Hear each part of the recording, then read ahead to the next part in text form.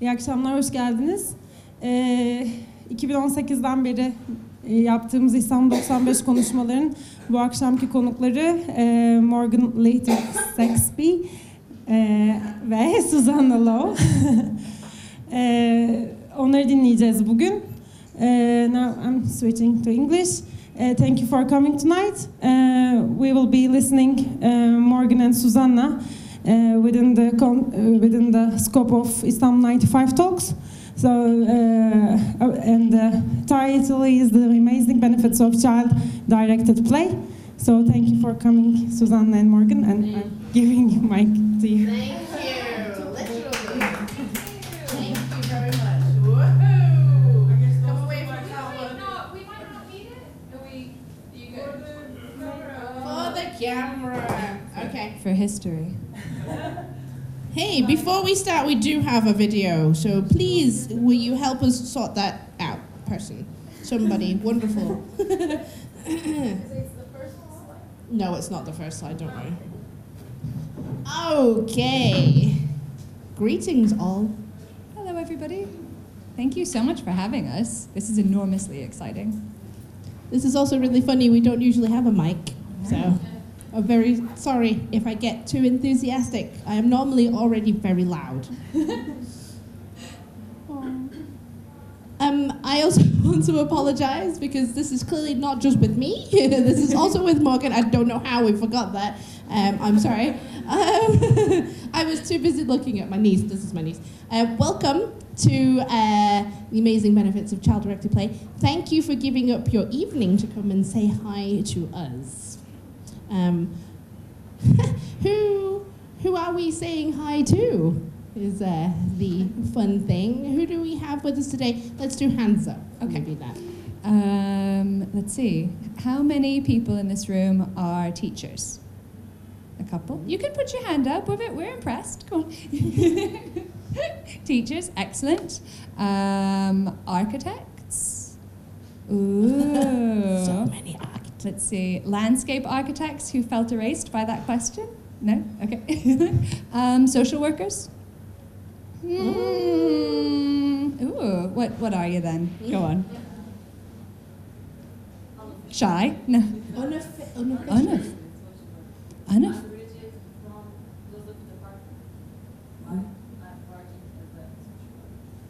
Excellent. Very exciting. Okay, well then, from that, I suppose, who works primarily with families in their homes? No? Okay. Psychologists? Oh, who have I missed? Parents? Parents? Some? We have some parents. Okay. We do. People with personal experience of having been children? Okay, great. So we all have lots to work from. Well, let us introduce ourselves. We find this much easier if we introduce each other because I'm incredibly embarrassed about talking about myself. So this is Morgan, and her surname, very difficult to pronounce, is Leichter-Saxby. She is, she's American and British, so that's fun. And she was born in California, spent a lot of her childhood there, then moved abruptly to the UK. It's a mistake, as I can say. And then she went back to the US and she's been living in between both countries since. What else can I tell you? She's doing her PhD, and we don't talk about it, even though we do. And we are, she lives in the US right now, so she came from Vermont to Istanbul 2 days ago. It was a long trip. Thank you very much. This is Suzanna Law, my fabulous work wife and partner in crime. Suzanna was born and raised and still lives in Manchester, UK, a city in England with weather so terrible that British people make fun of it. It really has to be bad for that to be true. Suzanna began her academic career in chemistry and then realized that play was way more fun. Yes. Suzanna is also currently working towards a PhD in playwork, but we don't talk about that.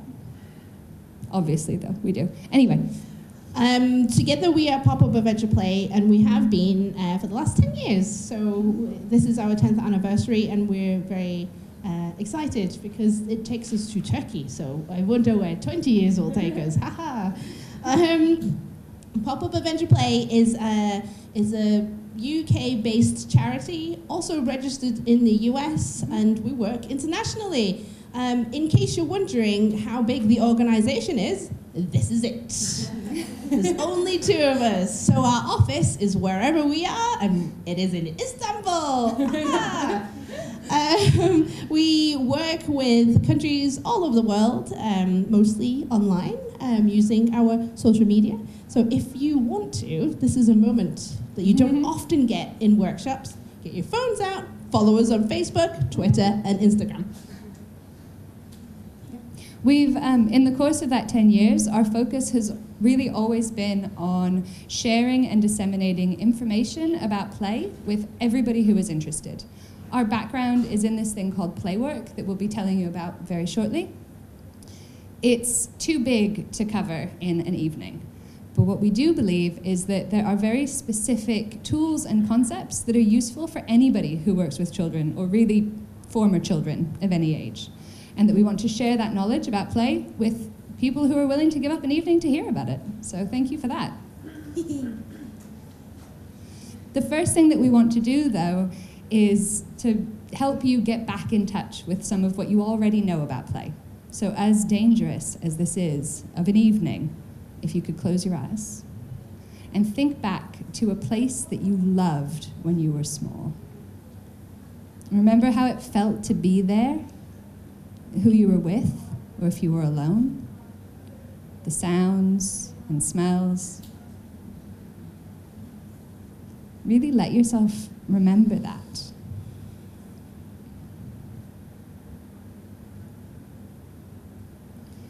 And then when you're ready, come on back. All these sweet little smiles. Thank you. So, how many of you were thinking about play memories that looked a little bit like this? Who played in a space like this? Some people did. And cool, that is usually the place we see or think about when we're talking about playgrounds.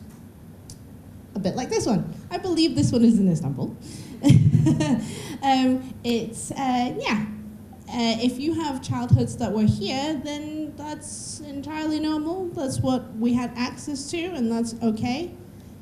Anybody have play memories that were outside? Okay, great, yes, okay. If your hand is up, then keep it up for a sec and look around. This is really useful information for people who care about children to know that most of the memories that make people smile decades later, I mean, nothing personal, I'm guessing some ages, but you know, a while later, most of those memories are made outside, but not all of them. Okay. Worth thinking about now. If we asked your children if their play memories were outside, do you think they would tell you about an outside moment or a moment inside? Who was in a memory where adults either weren't there or were not important? Okay, so keep your hands up. Look around. Most of those memories are made alone or with other children, but not all of them. And that's really important too, because I think as adults who care about play, it's very easy to believe that more of us will help. And that's not always the case. So where were you and what were you doing? This is where somebody else talks. Come on. I was just playing by myself in my room with Legos. Ah, yes. Playing by yourself in your room with Legos. That's a classic memory. Excellent. Yeah, that's really good stuff. Thank you. Anybody else? I was doing the same with puzzles. Ah, playing with puzzles inside. Awesome. Nice. Yeah, inside. I know. Cool. Cool. Any outside memories for us? I was playing with mud in the garden. Playing with mud in the garden. Also a classic. Excellent, excellent. Anybody else? One more? Yeah. Yes, I was playing marbles. Marbles. Cool. Oh, these are lovely. Oh, very sweet. So when you thought back, what made that memory play? How did you know that that was a play memory? Or what resonated now? How did it feel? We're having a party, sorry. Anyone?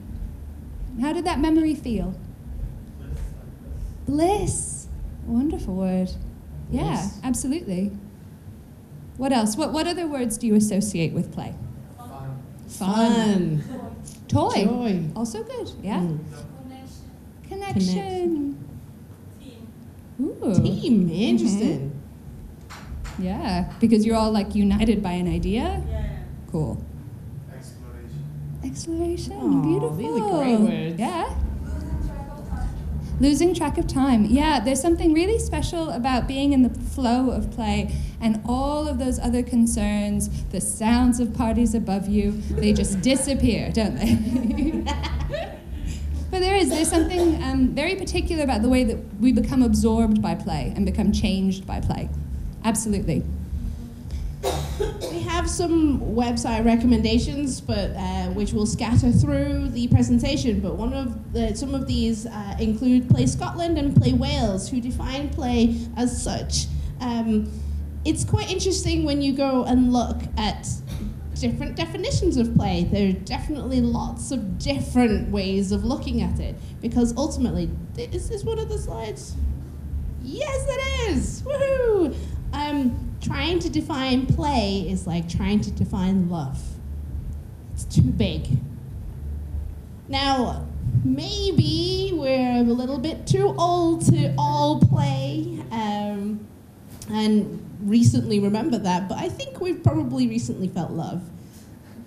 It's hard to define love, right? At least it's just a feeling. You feel that play. You feel that love. This Gordon Sturrock was one of the big play thinkers, and I think he puts it perfectly here. The UN Convention on the Rights of the Child is the most widely ratified, right? Like the most popularly signed convention declaration. As far as I know, still the US is the only country that hasn't signed it. I mean, we have a lot to be embarrassed about, but that's still on the list. And one of the many articles in that convention is the right to play. 31, Article 31. And here it is. Children have the right to relax and play and to join in a wide range of cultural, artistic, and other recreational activities. Now, that right to play sits alongside the right to education, the right to healthcare, family, safety, right to secrecy, right to belief, right to, they can believe that they can fly. They can do that in the privacy of a box that we don't need to know about, Those are all the fundamental rights of a child, and often play is overlooked, and we want to make sure that play is back on the agenda.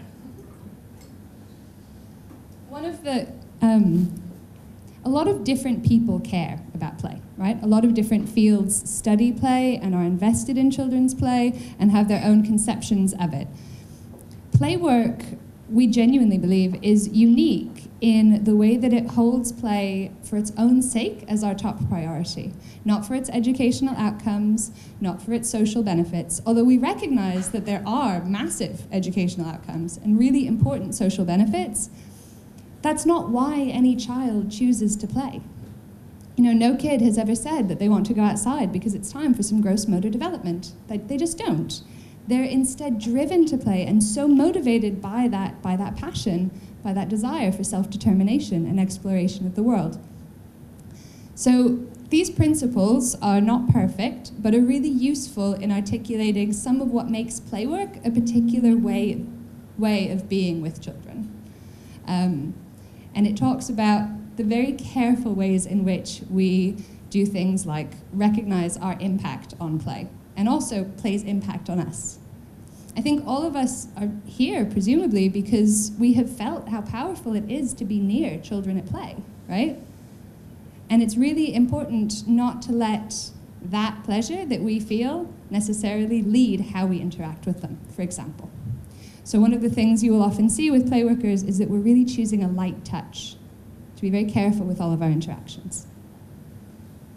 This is deliberately fuzzy, so you can go on the Play Wales website and get your own copy. But this is the Playwork principles, and it's something that the play workers really look to as a framework for practice. Sometimes when we talk about play, we like to talk about what isn't play. It's sometimes easier to see that. The following is a list of things that I might have been told that I do when I tell people that I'm a play worker. Some people think I work in a classroom. I don't work in the classroom. Mostly fields, I'll be honest. Yeah, mostly raining. It is not an organized sport, although sometimes it can be. If the children organize their own game, cool, that can work too. Play is not often led by adults. Sometimes play workers can play a huge part in it, and sometimes parents can be instrumental in it, but usually it is led by children. It's not outcome focused. It's not about ticking boxes on paperwork. It is about the play itself. It doesn't have complex rules that are enforced to the letter. Has anyone ever played Monopoly? I have fallen out with friends and family playing Monopoly because the rules are there, and then everyone sort of, oh dear. I don't think people play Monopoly here. I mean, it can be. Well, yeah. It can be nice, but like there are games that do that, and usually children come up with them, those complex things that change constantly, but Monopoly is, oh, I lost some family. The last one I have recently been thinking about because I have nieces and nephews, and very often some folks like to show children off, like, okay, now play like that to show your auntie how you can do that. Oh, that's no fun. That's no fun at all.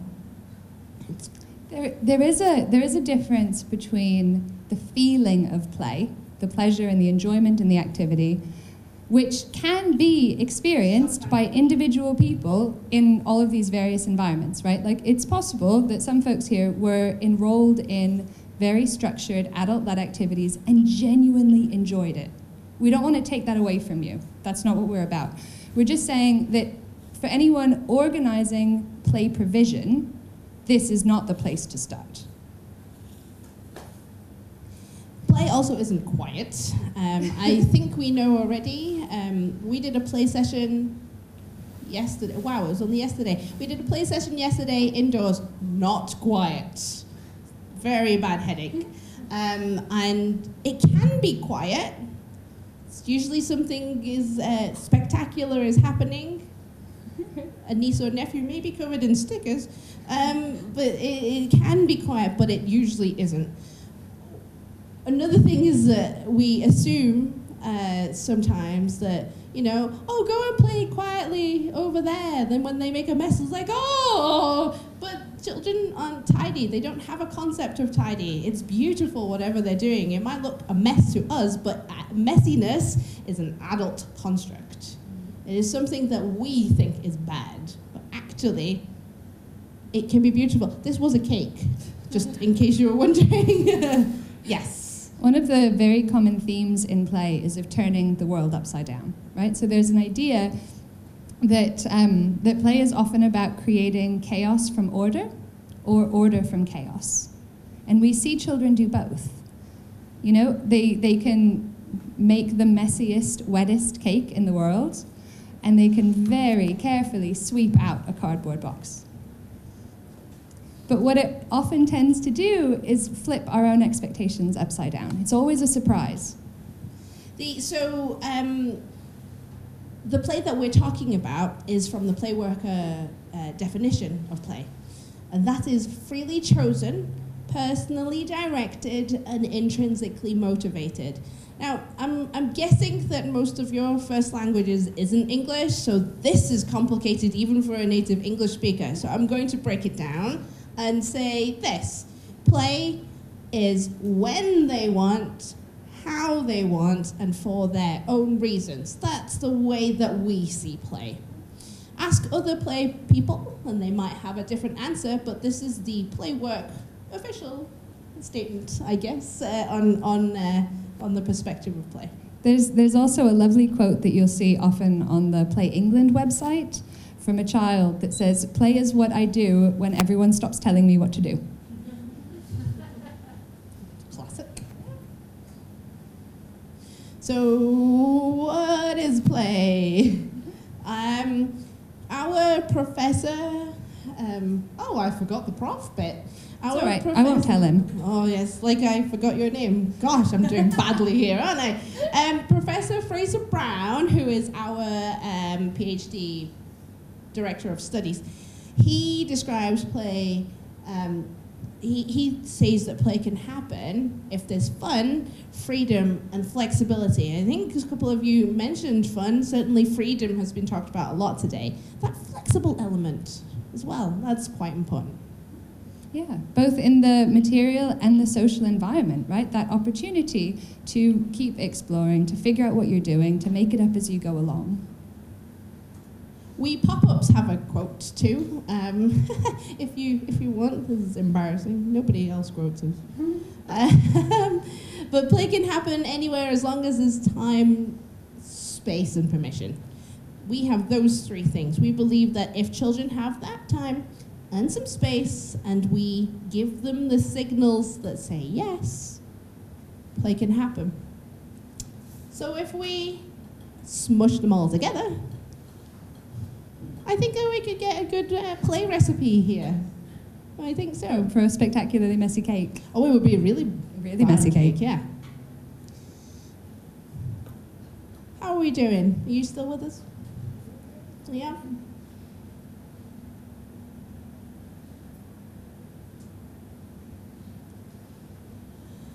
And most of... You go. Okay.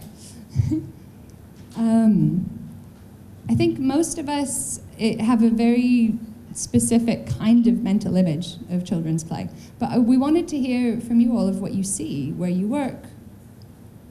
How do you see children play where you work or where you live? Anybody? What do they do? Come on, you've met children. I know you've met children. What were they doing? Apart from running, climbing, jumping, swinging, sliding, Or they must do other things. did they make a fort? Did they turn something into a hat that wasn't originally a hat? Did they push a sibling over? Did they, come on, somebody, anybody. They role play and they what? They magic. Imagine things. Yeah. That makes a lot more sense. I mean, children are magic, but they imagine things. Definitely. Yeah. I think a lot of times also daydreaming gets missed, right? It looks like doing nothing. I've heard a lot of folks be like, oh, so-and-so's not involved. And they might be having this incredibly rich imagining experience. Okay, go on then. He broke the ice. Somebody else. Anybody else? Falling. Falling. Yeah. They fall more than us. Which is cool. They do, yeah. They like to play at falling too. Yeah. Sometimes they find it hilarious, don't they? Yes. So that you touch the ground and you fall, so Mm. more natural, I guess. Yeah. Yeah, yesterday we saw a lot of kids doing that. A lot of kids like throwing themselves at the wall and the ground and other kids and just like flinging themselves around like dolls. Which is like play fighting in some ways too. They like to, you see children play fighting a lot? Yeah. Yes, Yeah. rough and tumble. Oh, okay, put them out of their misery. Well, so having said that, what do you do now in your lives as adults that fits that criteria? Where do you find fun, freedom, and flexibility? What do you do because it's fun? How do you play? I play both games. You You- play... Board games. Ah, cool. Board games, yes. Very cool. Very trendy now. Yes. Yeah. Great. Come on. Anybody else? Ooh, taking a walk and getting lost. That's so much easier now that we have GPS in our pockets. It's oh no, I just meant to get home at the end of it. Yes. Fantastic. Does anybody do artsy, craftsy things? Do people make stuff? Do people cook ambitiously with moderate success? Yeah. Anybody sing in the shower? There are people laughing. Great. We believe that it's really important to stay in touch with the instinct for play, with the feelings associated with play, so that we can better serve the children that we work with. It's very easy to accidentally vampire children's fun, right? To accidentally take it for ourselves. And that happens much less when we're already full. So, if there's one thing that you do after this, try and make it a little more fun for yourself. That's partly because, and so this is a phrase from the playwork principles too, that play is a biological, psychological, and social necessity fundamental to the healthy development and well-being of individuals and communities. Which means not just the individual children that you work with, and not just you, but all of us together. Yeah, it is that fundamental. It isn't just like, oh, it's a bit of fun. It's a biological, psychological, and social necessity. It is important. There's many papers about this in case you're wondering. So if you want any, just let us know.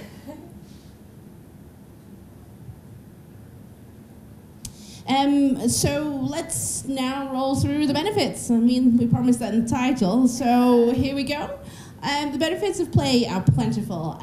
This is a photo from a pop-up adventure playground that we did in Louisville, Kentucky, USA. And it's wonderful. We like this picture. We like showing it because we had lots of things for children to play with on this day. And all they wanted was the 5, 6. We only had a few cardboard boxes. And that's all they wanted, and they just wanted to slide down that hill. 2 hours. Up and down, up and down, up and down. Lots of wonderful things can happen during play. And there wasn't enough boxes as well, so there was a lot of arguing. One of the reasons why we love this slide is, well, partly because we were there through the whole process of them having to figure out how to make a hammock, which turned out to be quite an epic process. But also because of the sort of intimacy, right? The sweetness that was possible in that moment. This was in Australia, and it was all boys. And some of the locals were telling us, especially, that they just didn't see a lot of chances for boys to be sweet together like that, to have those like tender moments. And it's so lovely, right? It's so beautiful to see how a game that can begin as one thing, can begin as quite a rough hammock swinging back and forth, when it becomes more popular and everybody wants to participate, the way in which a game can stretch to include people, right, can change and support that kind of intimacy and tenderness. The process of going through that has all sorts of benefits, obviously, for children's cognitive development, for their capacity to make complex plans, to do teams, to realize ideas together. And they're much more likely to learn all of those skills that they hold for the rest of their life because they're so motivated by their own idea, by the pleasure of it working. That they're going to be able to take risks and figure things out that they wouldn't care to bother if it was a project that we were making them do. So we love that. We love that feeling, we love that process, we love all those things. Unfortunately, when we have to come to talk to decision makers and funders about the benefits of play, we have to break it down to them. So we often use the buzzwords, which is true because it's happening. So in this picture, there is social play happening, especially with a row of young gentlemen creativity, they made that work. Initially, it wouldn't fit them all in. They made it work. It was great. And executive functioning, that's like top-notch buzzword right now. Do we know what executive functioning is? There's some shaking, some nodding, and that's okay. Executive functioning is the fancy word for soft skills. You know, all those things they don't teach you in school in a lesson. It's things like asking a person to help you move a thing that's too big, making a plan and following through with the plan. Executive functioning is important, and we're realizing increasingly that children don't have executive functioning skills. And that's kind of upsetting.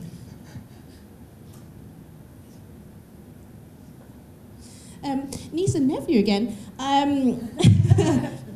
didn't realize it was so heavy with them. Again, there are great moments in the home where you can have play moments, and you always wonder, you know, what on earth we can do with children. In our house, we don't have any space, we don't have money for the toys and stuff. Okay, let me point out they are playing with a bucket of mud in my back garden that isn't a garden because my dad got fed up of mowing the grass, so it's only got flags, and they are playing with mud. It's important to note that this kid at the time did not like sharing. This kid at the time hated getting dirty. So in combination here, they are learning so many things. The things that we would normally, as play workers, see as extra, we call them windfall benefits. Just like, you know, the delicious side dish to play, let's say. They're learning about resilience, we're learning about imagination because they're making cakes, and teamwork, something that 2-year-olds really don't have. So it was great. No one cried.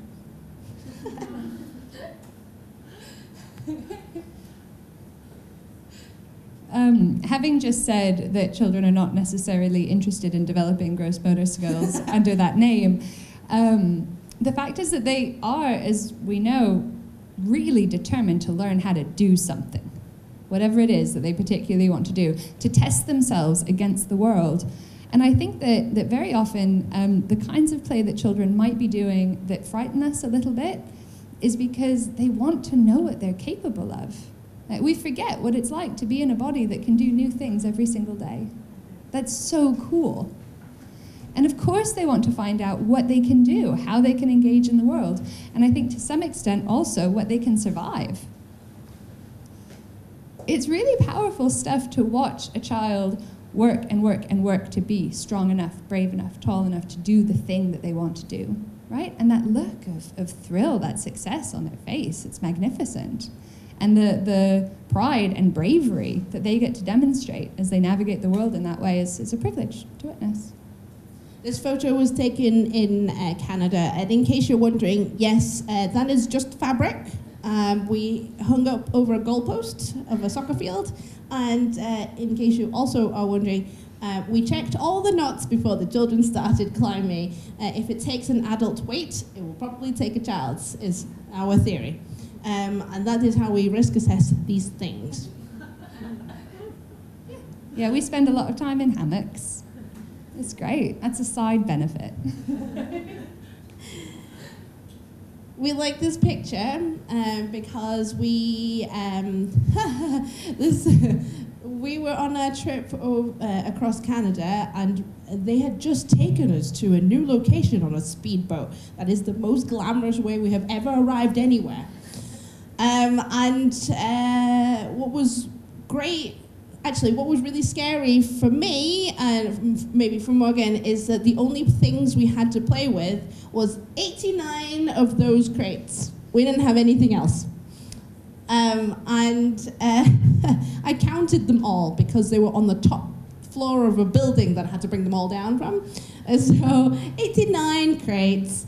Yeah, look at them. This is how they chose to play. This was the second thing they chose to do with it. They made a table first. Inventive, but they played cards on the table. And then they did this. Now, who feels uncomfortable with this? It's okay to feel uncomfortable, because this guy was really uncomfortable. He couldn't leave them alone. He was pretty certain someone was about to die. Nobody died, I'm happy to say, but those teenagers did not all make it to the top. They definitely got to as far as they were okay with and then came back down. Just because it's there doesn't mean you have to climb it, is the life lesson here. But also, it's a message to us too. Just because it's climbable doesn't mean they will. They understand risk and challenge themselves, and they test their own limits for themselves too, one step at a time, until it gets too uncomfortable, and then they come down. Trees are great for this too. Speaking of which, this young man, actually, who feels uncomfortable about this? It is uncomfortable, it's fine. Thank you. Thank you can for feel admitting that. You're good, yes. That's Excellent. cool. So this young man is climbing this tree because he wants a little bit of attention. He came to my pop-up. Nobody else wanted to play with him. And then he suggested a game of hide and seek, and suddenly he was the hero because no one could find him. Yes. I mean, like, isn't this great? He's just so cash. You know, his hands are in his pocket. So he's just like, yeah, look at me. Clearly not the first time he's done that. Otherwise, you don't look so cash that high up in the tree. Let's talk about that, I think. So, one of the phrases that we keep emphasizing for anyone who works with children, and particularly anyone interested in risk, is incremental risk.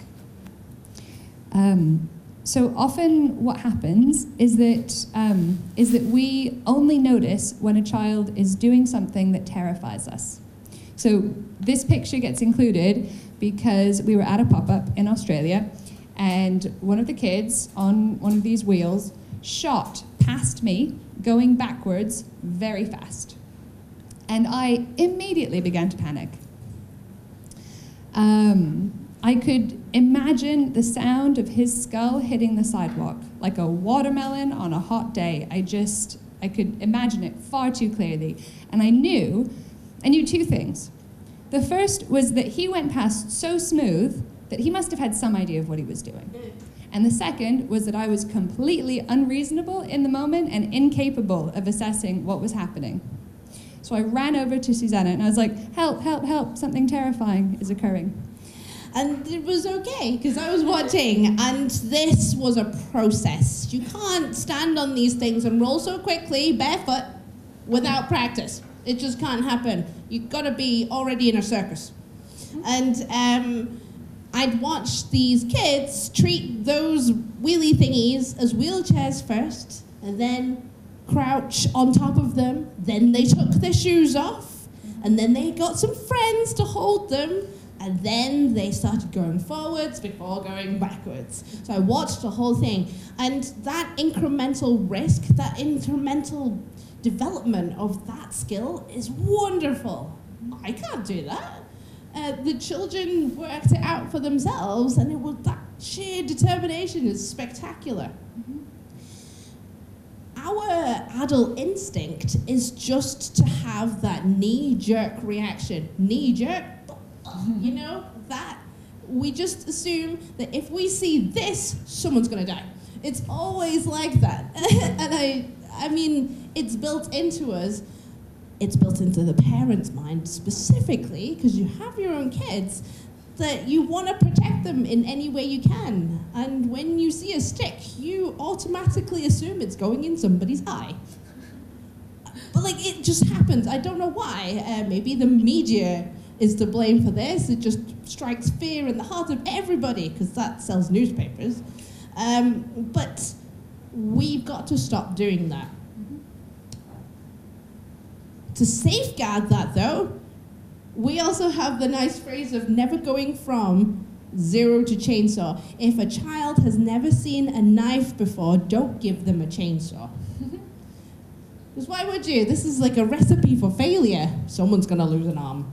And that's a guarantee if they've never seen a knife. Yeah, we put this phrase in partly because people who are interested in risk often find playwork, because we have a lot of resources for navigating risk. Unfortunately, a lot of the people who then find us are like, risk is brilliant. I'm going to make so many children do really dangerous things. And we're like, whoa, please stop that.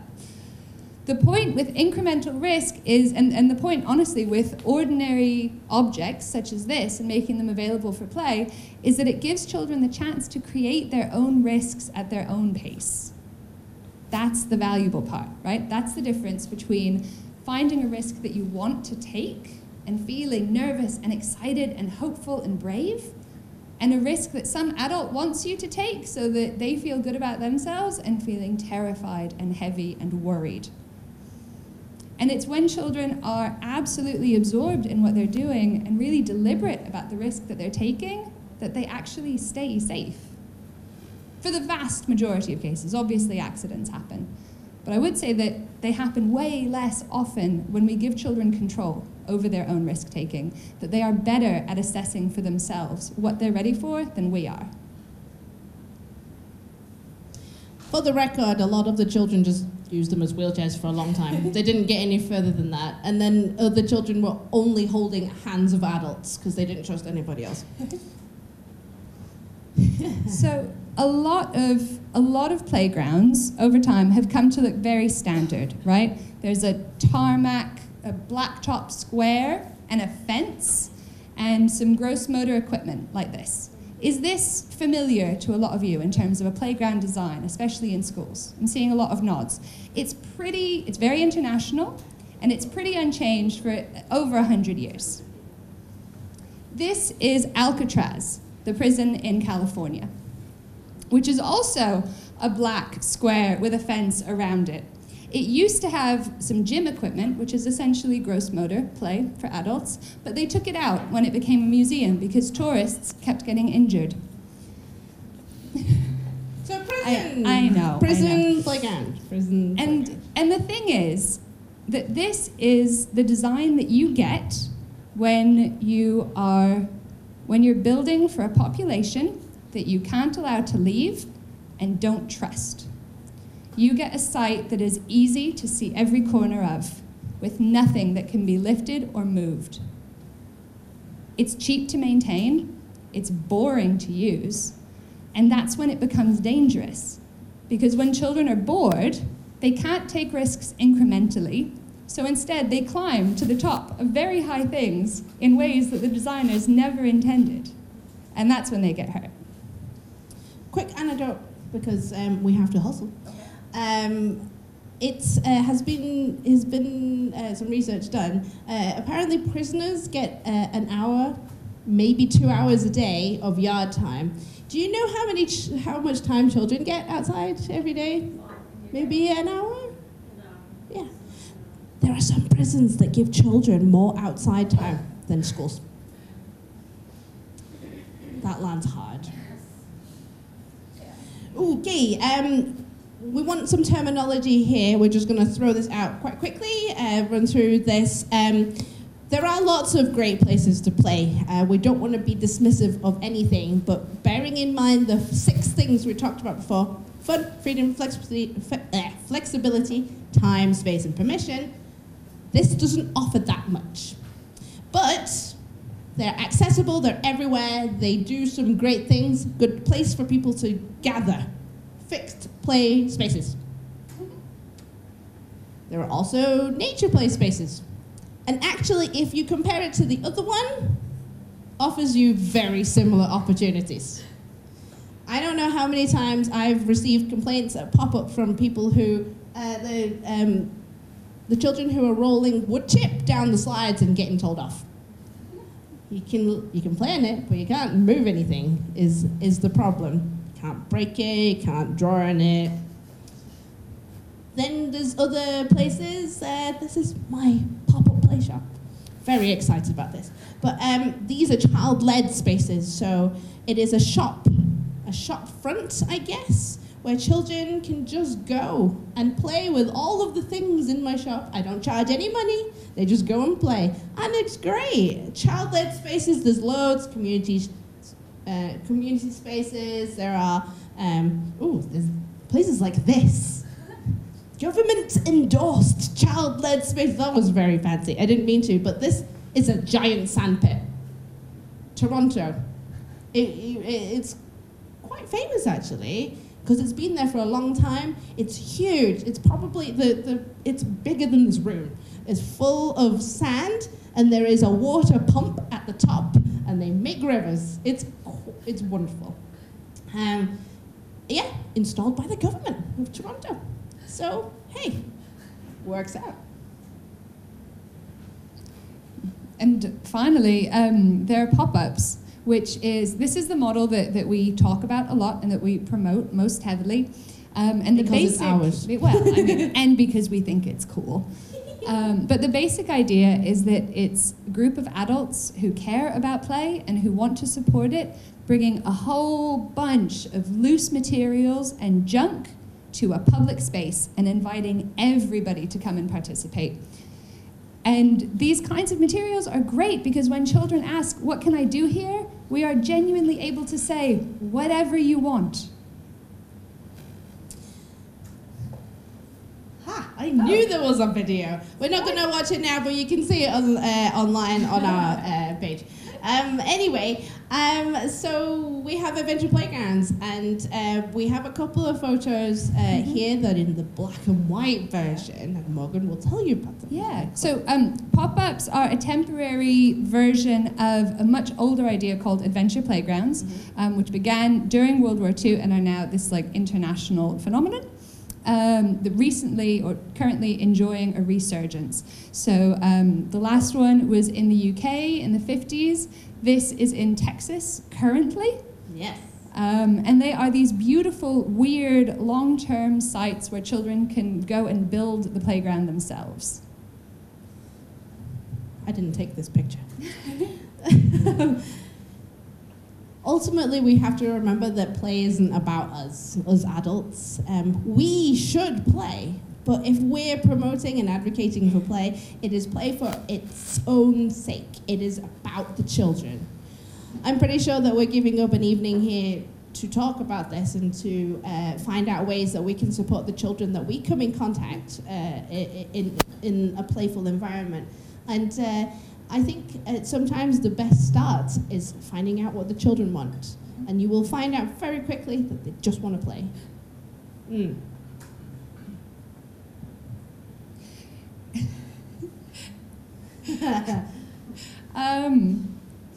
One of the... What, people are laughing. Are you wondering what's going on? It was I believe it was a sled for a while. He was really quiet. He was absolutely serious. This was in Hong Kong. And focused on this for a really long time. These can often become sleds. I saw one kid pull another one barking, which was pretty cool. I love a dog sled. But the thing is that, so we've done play and pop-ups a million times all over the place, and every single time something that we've never seen before happens, which is pretty amazing. That's just not the case in many careers. Right? That was good. No, it's true. I used to be a bookkeeper, and that was terrible. This is great. It can also change us over time, fundamentally. I think it softens us many times, yeah. Not only do they take us to unexpected places, it also helps us create worlds that we need. Sometimes when I think about the stuff that we do at Pop-Up, I think about the impact that we've had on some communities, because just simply being able to provide the language to talk about the things that the children do already softens the world in that little community and creates a world that the children need for play. They're creating tents or teepees in the moment, but what they're actually doing is controlling a world that they can't control. in the news now, nothing is good. I just talked about that. So sometimes they need to create a little bit of good in a world that seems to be mostly made of evil. And we want to make sure that folks everywhere know that play is a wonderful thing that can unite us all and make a better world. So, again, we want to hear from you, honestly. What's something that you're wondering or surprised by or anything? What's happening for you right now? Are you curious? Are you hungry? Are you confused? Did you think that this was Introduction to Portuguese and you're wondering why we keep talking to you about play? Have you seen anything in this last bunch of pictures that you hadn't seen before? No. What will you take home with you? That's a good question. Some of you have been here all day, so we don't blame you because we've asked you this question 4 times today. So, yes. What will you take home with you? Remember memories. Your play memories? Yeah. Good. Anyone else? Yeah. I'm just thinking all of the conference, it's like the consciousness about the playing in our world right now. Actually, we're still doing it. I mean, maybe it's going out, we're dressing up, Yes. to be playing, or it's all maybe some artistic craft stuff is still playing, or food cooking. But this is making me aware of the playing moment in my life. But at the same time, I'm starting to think the kids are aware of their playing. Is it so clear about the playing? Are we need to be aware of the playing because it's maybe don't need to be aware of playing. It could be more, pure, or the awareness is like maybe broken the pureness of the playing. I was thinking that when I. That's That's big thoughts. That's lovely. Yeah. Well, that's so lovely. there's a play theorist called Huitzinger who talks about how the instinct for play is the foundation or the drive of all human culture. So all dance and music and poetry and war, he includes, like everything, that it comes from this desire to create and destroy and communicate. And I think that a lot of adult culture comes from that place too, right? Like playing dress up and making a house, and all of that is connected in some way. I see your point about the self-consciousness, and there is an element of self-consciousness that can come in. I think especially for folks who are realizing that they haven't played in a while, you can feel awkward playing again, a little self-conscious. But what usually happens is that self-consciousness fades away when you really connect to what's happening.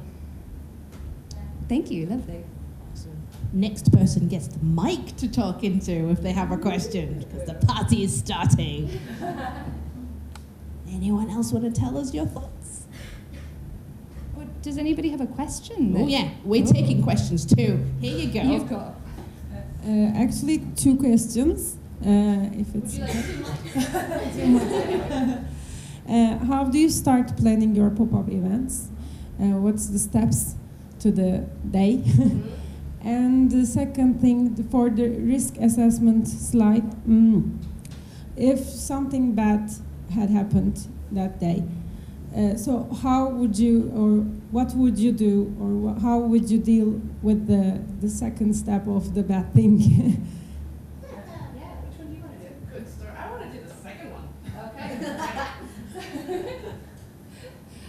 So the stages of a pop-up. It can begin in a few different ways. Often people will have a place in mind that they already go to, that they already have a relationship with, and they know could be better. So in those instances, it comes down to gathering friends and gathering materials and then promoting the event. And those things can happen in different orders, but it's really important to have all of those things happening. The materials can come from all sorts of different places. If you work in offices, great. If you have a lot of friends, Tell them this is a great opportunity to get rid of that ugly hat that their aunt gave them. Like, whatever it is, just gather your junk. Someone's just moved house, it's the easiest. It's really easy. Yeah. Moving house, pop up, instant. Promoting deals, only using social media or Yeah, it totally depends. So if it's your first pop-up especially, then I would say through your friends and your friends' friends is enough. You can keep it small. You don't need to start with this citywide initiative. You can just begin with like a weekend afternoon and your friends and their friends. If you do that, or however you do it, one thing that's really helpful is to have your friends with children come first and have a really good time. It's a bit like when you throw a party. Actually, I mean, throwing a pop-up is essentially throwing a party. So you want your friends to come early and loudly have a really good time for when the strangers arrive.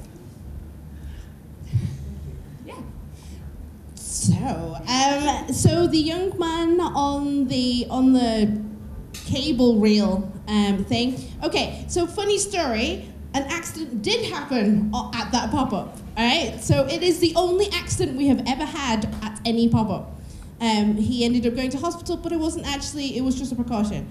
And let me tell you right now that child did not fall off the cable thing. He was playing on them, but he did not fall off to hurt himself. He hurt. I think he ended up fracturing an elbow, something like that, by getting up off the floor awkwardly and then falling down again. Nothing to do with my cable reel, nothing to do with anything that I brought that day. He got up wrong. He fell over. On and grass. fractured an elbow on grass. So it just goes to show that accidents happen even when you don't do anything. Okay? It was really funny though, because when you took him to the front office, Yes. they said, "Oh, you again?" And he was like, "You always say that." There's always one. But you very rightly ask the question, what happens if there is an accident? And you have to prepare for yourself and have policies and procedures in place for dealing with an accident. Very often, the usual things are important. Have a first aider on your team, make sure you're up to date with that, and then find the parent, call the parent if they're there. The parent will assess how bad the issue is already, and they will make the call about going to the hospital. The odds of something happening at a pop-up is relatively slim, but we do have risk assessments for all of the things that happen, and those risk assessments are really thoughtfully produced, and they consider the possibility and the severity of the thing before looking at the risk level. And I want to, just as an example, this floor is quite slippery. I'm only telling you this because I almost fell over. But this floor is quite slippery, okay? And with non-grip shoes, you may fall over. So the possibility is high. Out of 10, I would give it a 9, right? And especially because I'm clumsy. But then the severity, how injured I would be after falling over, is probably a 2. Maximum twisted ankle, or maybe a dislocated arm if I really feel really bad about this, if I fall very awkward. But that's not a long-term problem. They can heal and time will pass. It means that the risk level, 9 multiplied by 2, 18, that's quite low. If the scale goes up to 9, it's maximum of 81. 18 is all right. Yeah. Well, and finally afterwards, even with that instance, with that kid who fell on grass, we talked about it. Yeah, we talked about it a lot. To try and figure out what we could have done differently. Did our plan for afterwards work? Yeah. How did we communicate? How could we do it better next time? The next day, we called the hospital. They called the school to check in with the kid. Turns out it wasn't a fracture. He was fine. He just had to rest his arm for a little bit. Oh, we were worried because he said he likes to play tennis. It was his tennis arm. We've ruined it. Anyway, he was fine. We reflected on this too. It was our first pop-up accident, and by then we'd been going 6, 7, 8 years. It's been a while. So we always reflect, and we always talk about the things that happen, how we would do it better next time, and how it took us by surprise in the moment too. We talked about that too. Hey. Have you ever seen kids doing nothing when you give them the objects? Have we ever seen kids doing nothing? just like look at the thing and look at us and then walk away. Do you mean like this? Yeah. Okay. Well, so sometimes, yeah, honestly. So the vast majority of times at a pop-up, the kids will just run in and either run in and do everything all at once, or just kind of like look around staring and excited and confused. It often takes a minute for them to figure out how they want to play. And I think especially for kids who haven't had a lot of experience, loose parts can seem a little intimidating, like ordinary boxes and so on, because for the exact reason why they're great, right? Like they need you to give them a purpose. So for kids who don't have a lot of experience with play, that can be hard. Mm-hmm. So it takes time. With some kids, it really helps to mix in a few toys or familiar materials to make that transition easier for them. Every so often, there's a kid who will ask us, like, I had one kid explicitly say, what am I supposed to do here? How do I get this right? And that's, right? Like, from a 6-year-old, that's sad. That's really sad.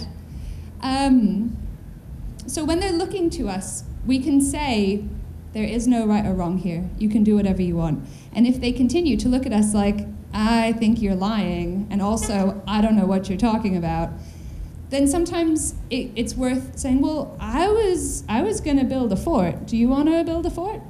Yeah. Or, like some kids are doing this, some kids are doing that. Does that sound fun?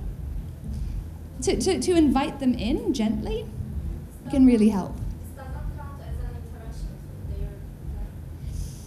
So what we do, or what we aim to do, is there's this phrase called high response, low intervention. So the low intervention is exactly as you intuit, right? That we don't want to step in when we're not needed. That when we do, we want to have as light a touch as possible, and that we want to leave when we're no longer necessary. At the same time, we want to be very responsive. So if a child is, for example, is very used to being told what to do and keeps doing something and looking up and looking for permission, we want to be there to give them permission. Say like, yes, this is fine. Yes, go on. They need that. And we don't, one of the things about playwork is that we really want to meet the children where they are, to give them what they seem to need at the moment. And if that is reassurance, we will provide that. If it is applause, we will applaud. If it is to be left alone, we will leave them alone. So it's if you want to run a pop-up, we have plenty of guidance, and we have a whole resource pack you can get as well. Just let us know. But a hot tip for a pop-up is to have some small familiar objects. At the pop-up we ran yesterday, the familiar object were little plastic balls. They understood what that was. It's a familiar thing. We handed it to any given kid there, and they would be like, I know what to do with this. And sometimes that's all it takes to introduce a child to a new play space. Little plastic balls are good. Sometimes fake flowers are good. Little hoops are quite nice. Some small familiar object, and that's all it takes. And they may not take it, but if you leave it next to them, they'll either kick it away or they'll take it and go.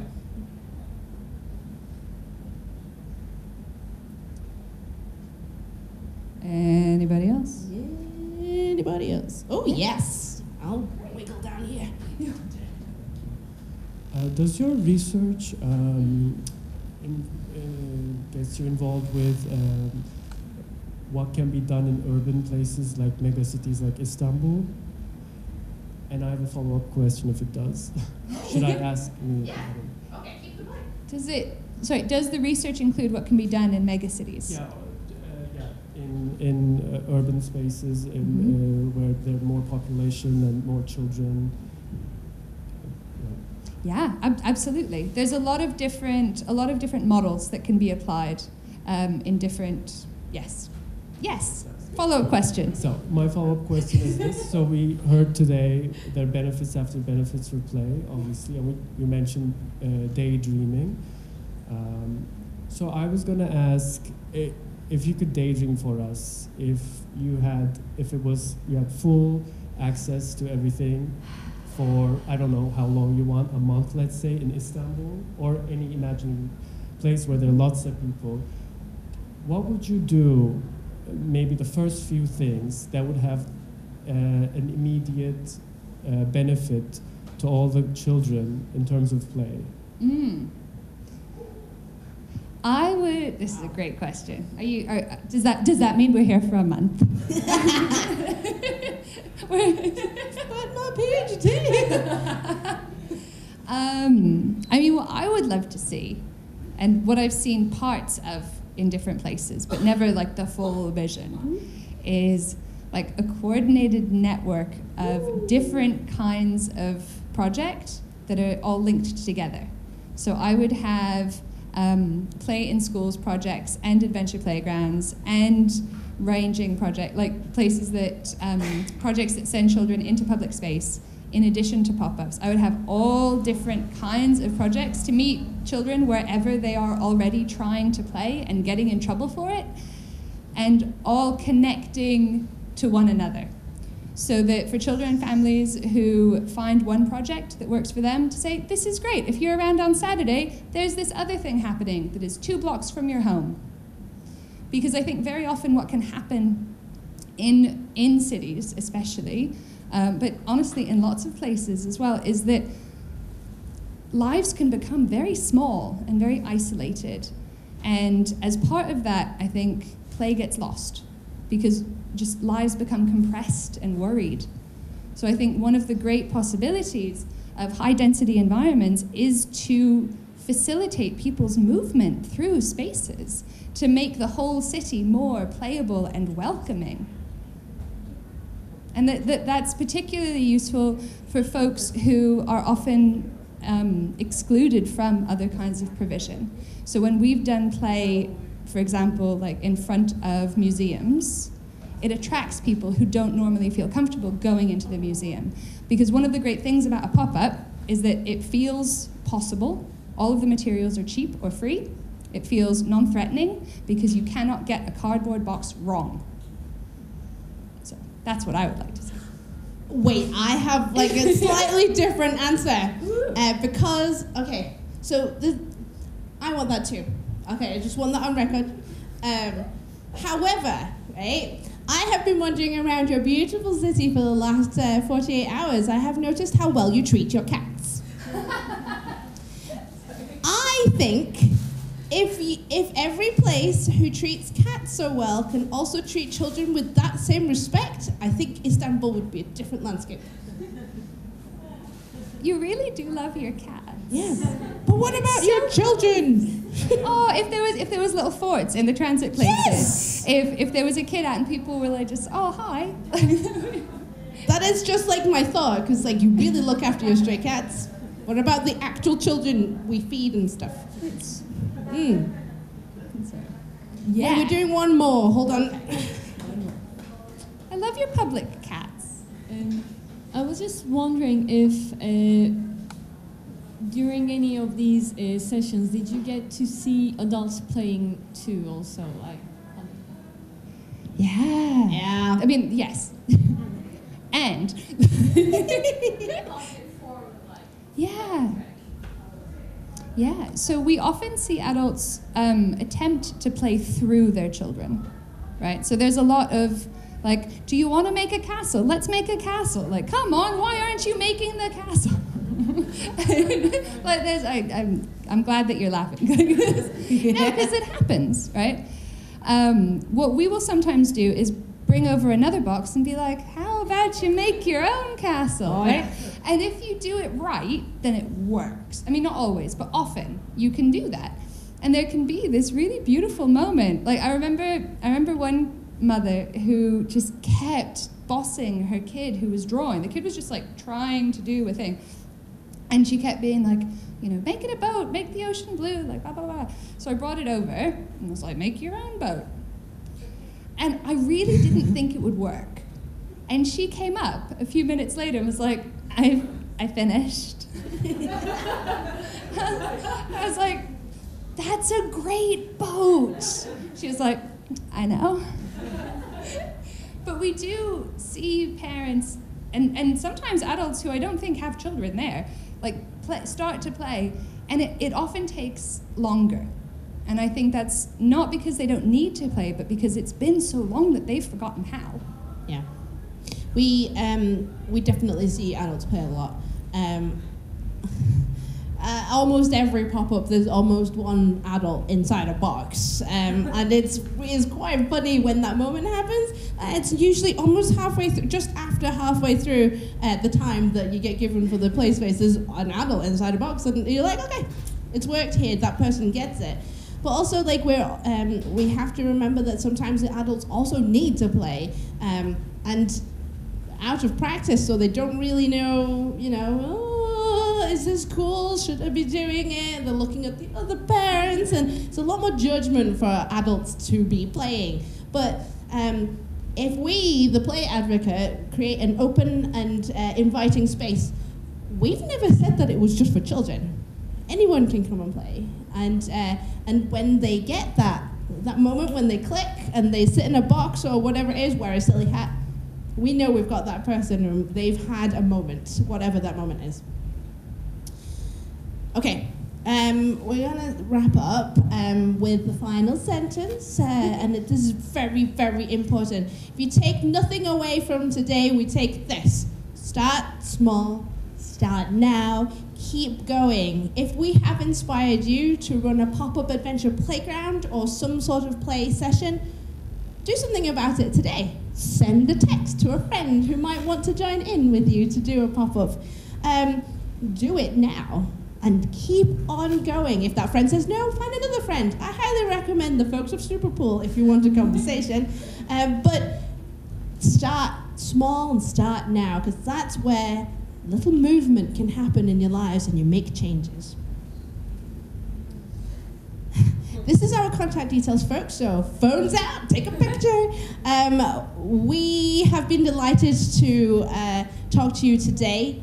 You are the folks in Turkey who are pioneering this wonderful thing called play, and I'm really pleased that you could join us here today to very briefly be a bunch of play weirdos and enjoy that playful moment. I really hope that you can come away today learning something, or maybe start something today so that you can keep going and make a difference in Istanbul. We're Pop-Up Adventure Play, and thank you very much.